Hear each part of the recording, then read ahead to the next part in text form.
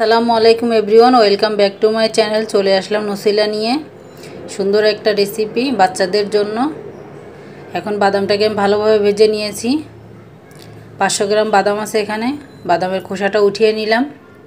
এভাবে চাপ দিলে ভাজা হলে এভাবে চাপ দিলে বাদামের খোসাটা উঠে যাবে। এখন আমি এখান থেকে 2 কাপ বাদাম নিয়ে নিলাম। আর ডার্ক চকলেটটা আছে, এটা একটু গলিয়ে নিব। এই জন্য চুলায় চলে যেতে হবে। এখন গরম পানির উপরে দিতে হবে। পানিটা আমি ফুটিয়ে রেখেছিলাম, হালকা একটু গরম রয়েছে আর কি। আমি এই হাঁড়ির উপরে বসিয়ে দিলাম। দিয়ে দেওয়ার পরে দেখেন আস্তে আস্তে গলা শুরু করেছে। আর আমি এই হাঁড়িতে পানি ফুটাই দেখে আমার হাঁড়ির এই অবস্থা, কেউ খারাপভাবে নেবেন না। এখন দেখেন কি সুন্দর গলে যাচ্ছে।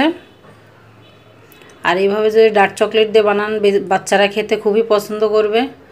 আপনারা কোকো পাউডারও দিতে পারেন, কোনো সমস্যা নাই, কোকো পাউডারটা দিলেও হবে। খেতে খুবই মজা, বাচ্চারা খুবই পছন্দ করে। চকলেটটা গলে গিয়েছে। এখন আমি বাদামগুলো ব্লেন্ডারের জারে নিয়ে নিলাম। ব্লেন্ডারের জারে নিয়ে ব্লেন্ড করে নিব। বাদামটা ব্লেন্ড হয়ে গিয়েছে দেখুন। এখন গলে গিয়েছে দেখে আমি বাদামের থেকে যে তেল বেরিয়েছে না, এই জন্য এরকম নরম হয়ে গেছে। এটা ভয় পাওয়ার কিছু নেই। এইখানে আমি চিনি নিয়ে নিলাম, চিনির গুঁড়া আর কি। 2 কাপ বাদামের জন্য 1.5 কাপ চিনি নিয়েছি। 1.5 কাপ চিনি আমি ব্লেন্ড করে নিয়েছি, এটার সঙ্গে দিয়ে দিলাম। এখন আমি দিয়ে দিলাম আধা কাপ অলিভ অয়েল। আপনারা রান্নার তেলও নিতে পারেন, কিন্তু সয়াবিন তেলটা দিতে হবে, বা এখানে বাটারও দিতে পারেন, কোনো সমস্যা নাই। কিন্তু আমার বাচ্চারা খাবে, আমি ভালো তেলটাই দিলাম আর কি। দিয়ে ভালোভাবে ব্লেন্ড করে নিলাম একটু। এখন দিয়ে দিলাম ডার্ক চকলেটটা যে গুলিয়ে রেখেছিলাম, সেটা দিয়ে দিলাম। এখন দিয়ে দেব ভ্যানিলা এসেন্স।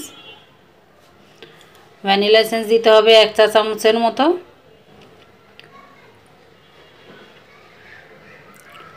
দিয়ে দিলাম 1 চা চামচ ভ্যানিলা এসেন্স। দিয়ে আমি ভালোভাবে আবারও ব্লেন্ড করে নিতে হবে। ব্লেন্ডার একটু সাবধানে চালাবেন, না হলে নষ্ট হয়ে যাওয়ার সম্ভাবনা থাকতে পারে। এখন হয়ে গিয়েছে। এখন আমি একটা যে কোনো কাচের জারে আমি ঢেলে রাখবো। এখন আমি জারটা নিয়েছি, এটা নসিলার জার।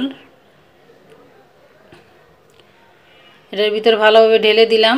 দেখেন কত সুন্দর হয়েছে, খেতেও খুবই মজা হয়েছিল। বাচ্চারা তো খুবই পছন্দ করে, রুটি দিয়েও খাওয়া যেতে পারে, এমনিও বাচ্চারা অনেক পছন্দ করে।